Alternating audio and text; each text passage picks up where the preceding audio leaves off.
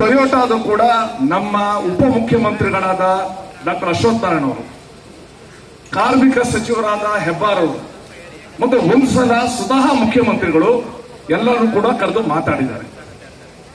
ಮಾತಾಡಿ ಮ್ಯಾನೇಜ್ಮೆಂಟ್ ಏನ್ ಹೇಳಬೇಕು ಕೂಡ ಅದನ್ನು ಹೇಳಿದ್ದಾರೆ.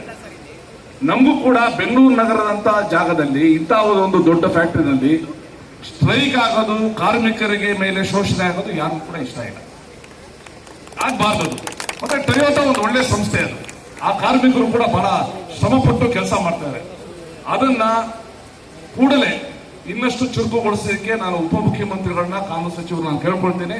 ಮತ್ತೆ 60 ಜನದ ಅಮಾನತ್ ಏನ್ ಹೇಳಿದ್ದೀರ, ಆ ಅಮಾನತ್ ಬಗ್ಗೆನೂ ಕೂಡ ಹಿಂದೆನೆ ಮೊದಲನೇ ಮೀಟಿಂಗ್ ಅಲ್ಲಿ ಅಮಾನತ್ ತಗೋಬೇಕು ಅಂತಾನೆ ನಾವು ಹೇಳಿದ್ವಿ. ಅವರು ಮ್ಯಾನೇಜ್ಮೆಂಟ್ ಅವರು ಅವ್ರದೇನೋ ಒಂದು ಕಾರಣ ಹೇಳ್ತಾ ಇದ್ದಾರೆ.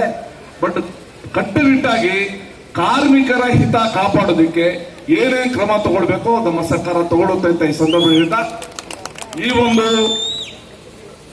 ಹೋರಾಟದ ಮೂಲಕ ನಾಗಮಂಗಲದೊಂದು ಹೇಳಿದ್ದಾರೆ, ಅಡಿಕೆ ತೋಟ ಎಲ್ಲ ಫಲವತ್ತಾದ ಭೂಮಿನೂ ಕೂಡ ಹೋಗುತ್ತೆ ಅಂತ. ಅದು ಯಾವಾಗ